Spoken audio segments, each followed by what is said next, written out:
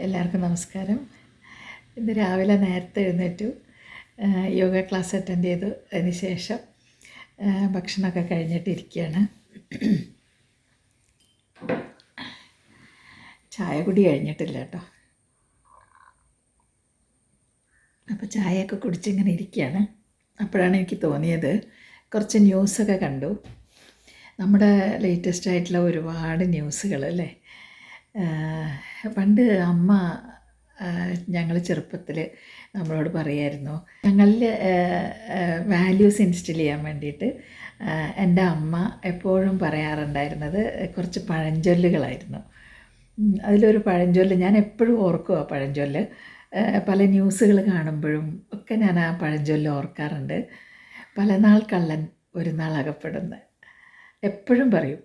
അപ്പോൾ പലനാൾ കള്ളൻ ഒരു നാൾ അകപ്പെടും കേട്ടോ. അതുകൊണ്ട് കള്ളത്തരം ചെയ്യരുത്, സത്യസന്ധമായിട്ട് മാത്രമേ ജീവിക്കാവൂ എന്നുള്ള ഒരു തത്വം ഉണ്ടല്ലോ, നമ്മൾ ചെറുപ്പത്തിൽ തന്നെ മനസ്സിലങ്ങോട്ട് പതിഞ്ഞിട്ടുണ്ട്.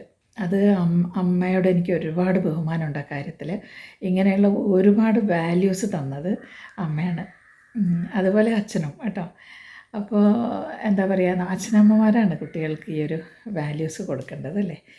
അപ്പോൾ ഇപ്പോൾ പുറത്ത് വരുന്ന ഒരുപാട് വാർത്തകളിൽ നോക്കൂ, ഒരു കാലത്ത് കൂട്ടായി ചെയ്ത പല കള്ളത്തരങ്ങളും കുറേ കാലം കഴിയുമ്പോൾ എന്താ പറയുക, ഇരുട്ടിൻ്റെയൊക്കെ മറ നീക്കി പുറത്ത് വരുന്നു അല്ലേ.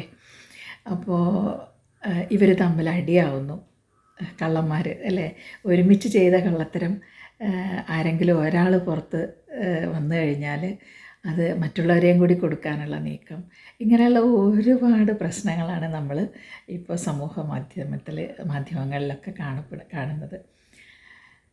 അപ്പോൾ എന്തുകൊണ്ടാണ് മനുഷ്യനത് ചിന്തിക്കാത്തതെന്ന് എനിക്കറിയില്ല. നമ്മൾ എന്തിനാണ് തെറ്റ് ചെയ്യുന്നത്? തെറ്റ് ചെയ്യാതിരുന്നാൽ നമുക്ക് സമാധാനം ഉണ്ടാവുമല്ലോ അല്ലേ. ഒരുപാട് കാലം നമ്മൾ തെറ്റുകൾ ചെയ്തുകൊണ്ടിരുന്നാൽ അത് ഏതെങ്കിലും ഒരു കാലം പുറത്ത് വരാതിരിക്കില്ല. അത് പ്രപഞ്ചത്തിൻ്റെ ഒരു നിയമമാണത് അല്ലേ.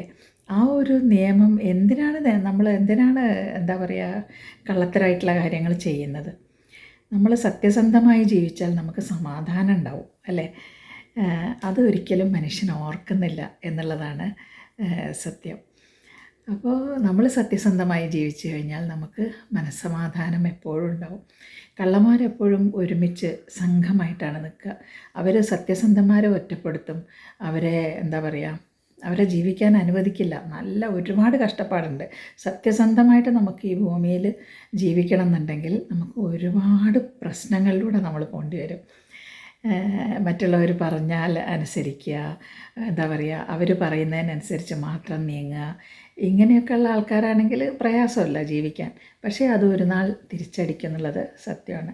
നമ്മൾ നമ്മുടെ മനസ്സാക്ഷിക്കനുസരിച്ച് ജീവിച്ചാൽ നമുക്ക് എന്നും സന്തോഷം ഉണ്ടാവും, സമാധാനം ഉണ്ടാവും അല്ലേ.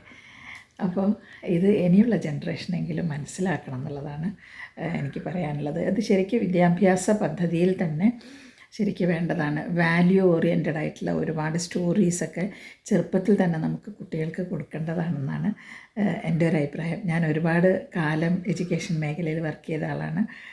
അധ്യാപികയായിരുന്നു, പിന്നീട് DO ആയി, HM ആയി, DO ആയി, DD ആയിട്ടൊക്കെ റിട്ടയർ ചെയ്ത ആളാണ്.